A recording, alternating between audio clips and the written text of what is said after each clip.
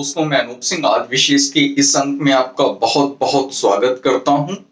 मोदी के सपनों की दिल्ली, मोदी के सपनों की भारत की राजधानी दिल्ली, मोदी के सपने विकसित भारत की विकसित राजधानी दिल्ली का सफर अब शुरू हो चुका है।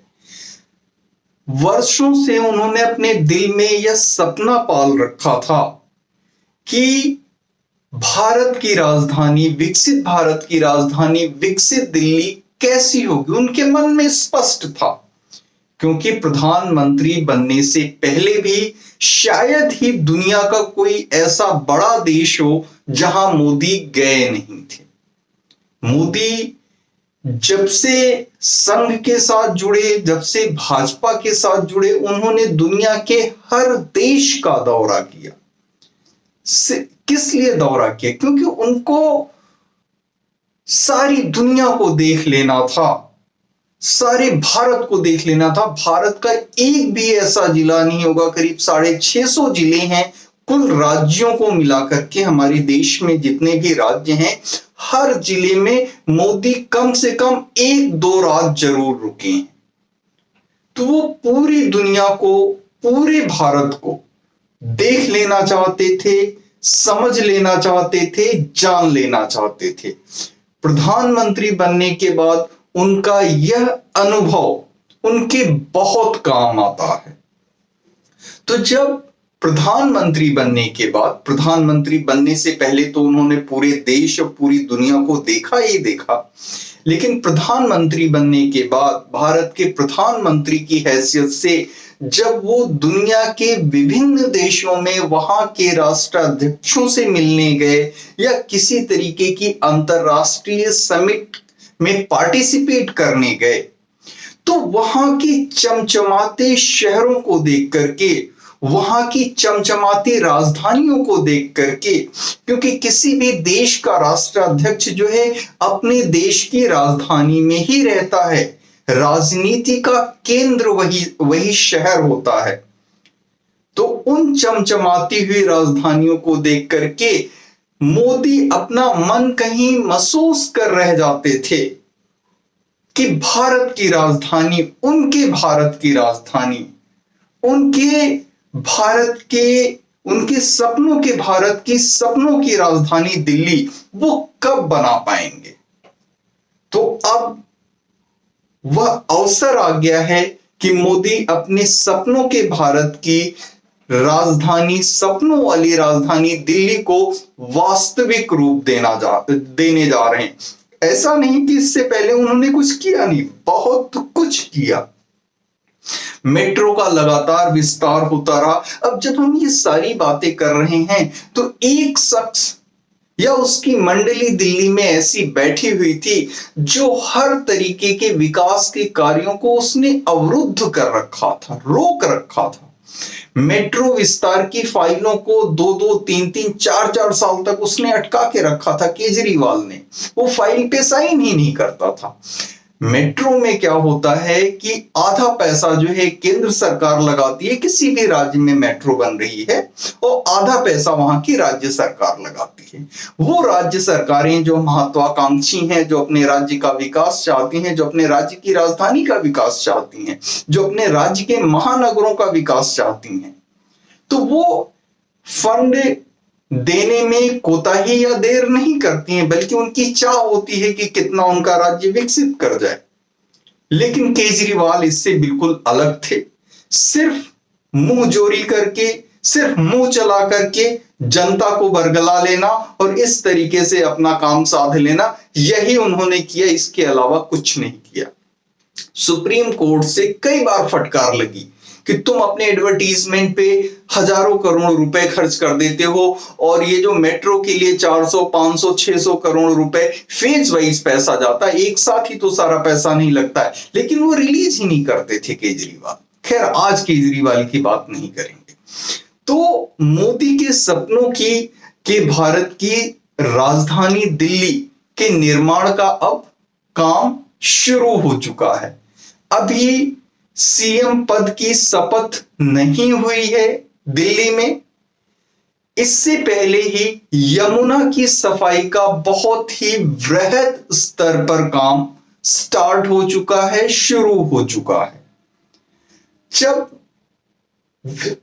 दूसरे देशों के राष्ट्राध्यक्ष भारत आते हैं, प्रधानमंत्री मोदी से मिलने आते हैं, उनका इंडिया विजिट होता है, तो मोदी अपने देश की राजधानी को कैसे शोकेस करें, इसको लेकर के कहीं ना कहीं वो अपने मन में कुछ न कुछ दबा के रह जाते थे। कुछ न कुछ जो है उनमें एक कमी सी महसूस होती थी कि मैं अपनी राजधानी, अपने देश की राजधानी ऐसा नहीं चाहता था।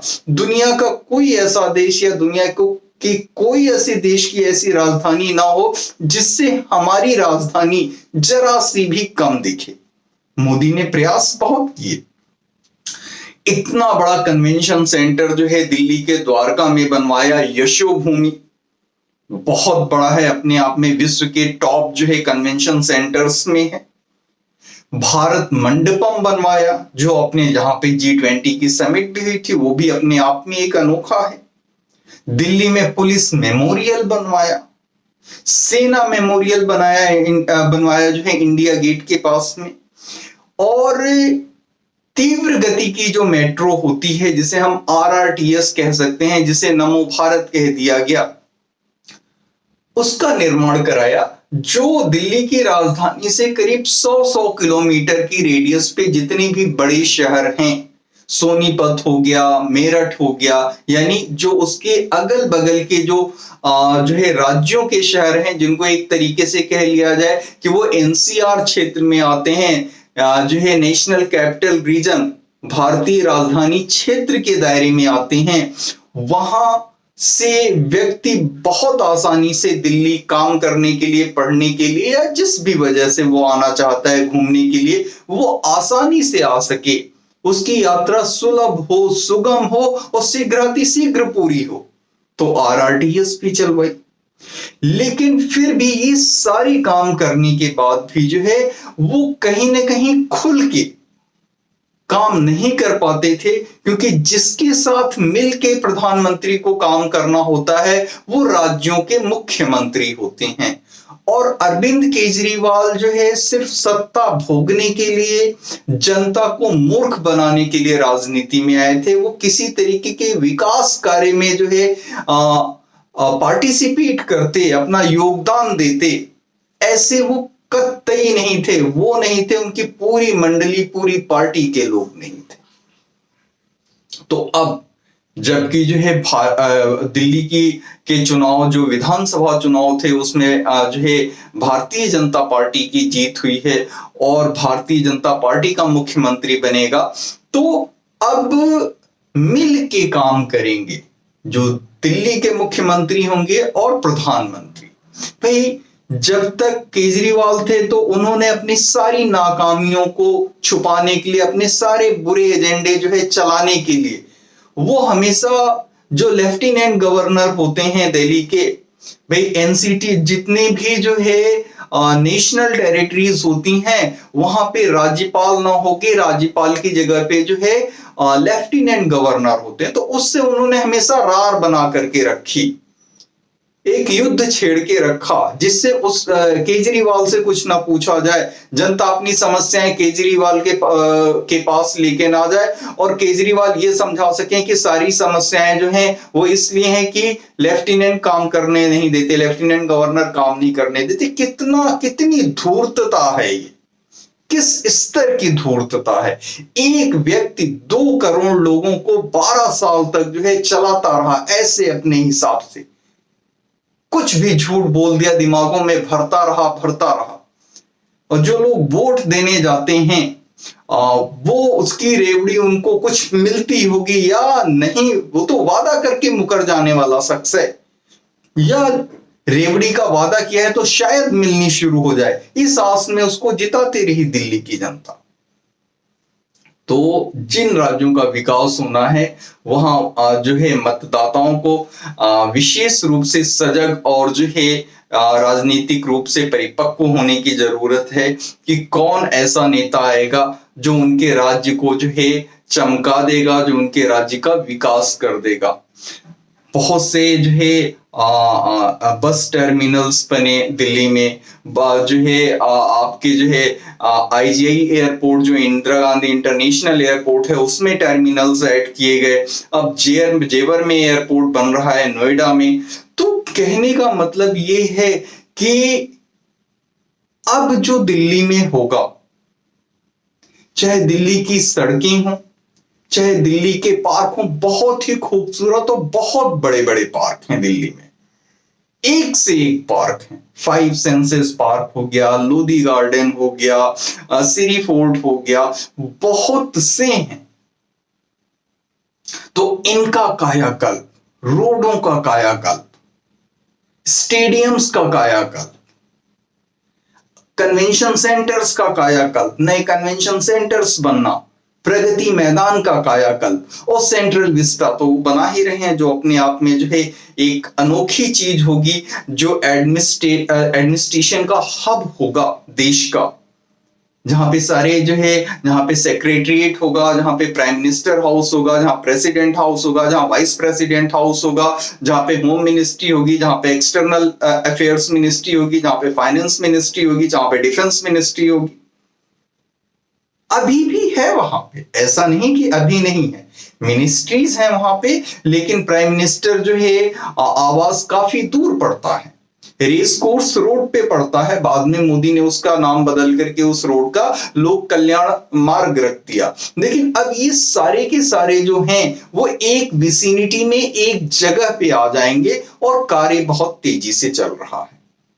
इसी तरीके से अलग अलग मंत्रालयों की बिल्डिंग्स भी जो है फैली हुई है दिल्ली में काफी दूर दूर, उनको भी एक पास लाया जा रहा है, और वहां हर जगह जा सके आसानी से। इसकी वजह से एक अंडरग्राउंड सर्कुलर मेट्रो बनेगी, जो है सबको जोड़ेगी।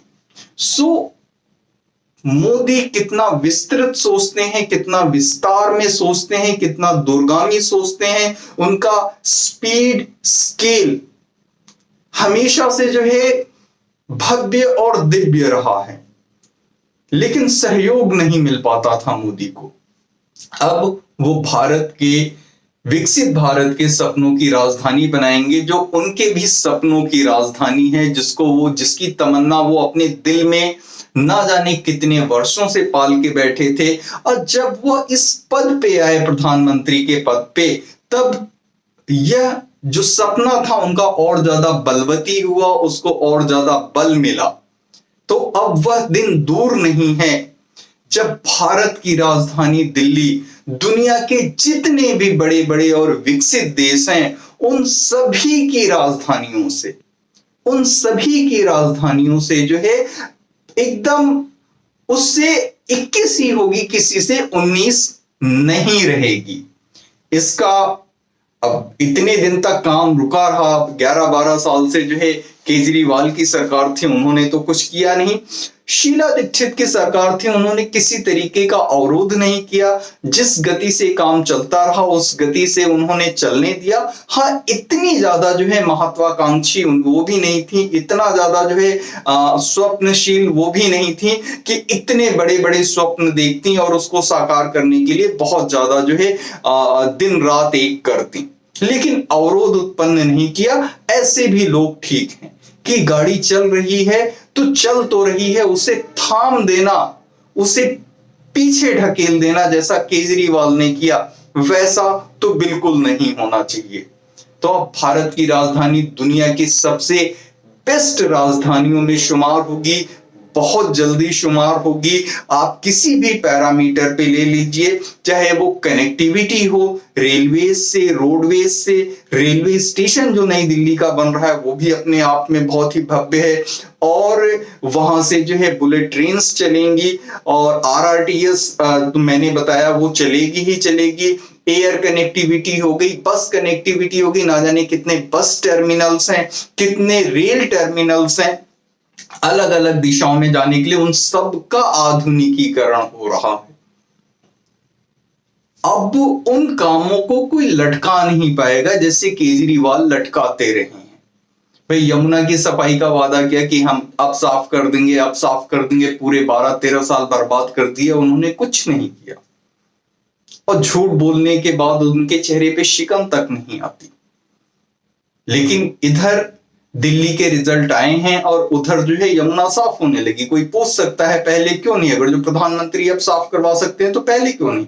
तो प्रधानमंत्री जो साफ करवा रहे हैं या जो उनके हाथ में है वो लेफ्टिनेंट गवर्नर के माध्यम से साफ कराएंगे। वही लेफ्टिनेंट गवर्नर जो है केजरीवाल के कार्यकाल में जब यमुना की सफाई ठीक इसी तरीके से जैसे अब शुरू हुई है वैसे करवाने जा रहे थे, तो अरविंद केजरीवाल और उनकी मंडली जो है वो कोर्ट पहुंच जाती है उनको रोकने के लिए कि ये अपनी जो है कार्य क्षेत्र से या अधिकार क्षेत्र से बाहर जा रहे हैं। तो ऐसा मुख्यमंत्री जो है किसी राज्य को ना मिले जो सिर्फ अपने लिए, अपने हित के लिए, अपने स्वार्थ के लिए, अपने सत्ता भोग के लिए उस राज्य की पूरी जनता के सपनों को कुचल के रखते।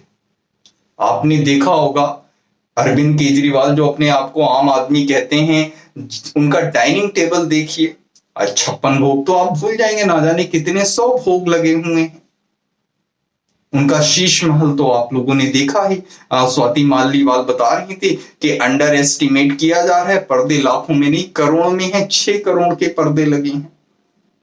मैंने उनका एक इंटरव्यू सुना, वो बता रही थी कि केजरीवाल खुद बड़े चाव से और बड़े गुरूर से बताते थे, ये देखो इतने लाखों की टाइल्स लगाई, करोड़ों के पर्दे लगाए, करोड़ों के कमोड लगाए, करोड़ों की कालीन बिछाई। तो खैर अब जो भारत, विकसित भारत की विकसित राजधानी होगी, जो मोदी के सपनों की राजधानी होगी, वो बहुत शीघ्र आकार लेती नजर आएगी और उस आकार में मोदी अपना सपना साकार करेंगे जिस आकार में उन्होंने अपना स्वप्न देखा हुआ है। तो आज के अंक में इतना ही, मिलते हैं फिर अगले अंक में। कृपया चैनल को लाइक करें, शेयर करें और सब्सक्राइब अवश्य करें। धन्यवाद।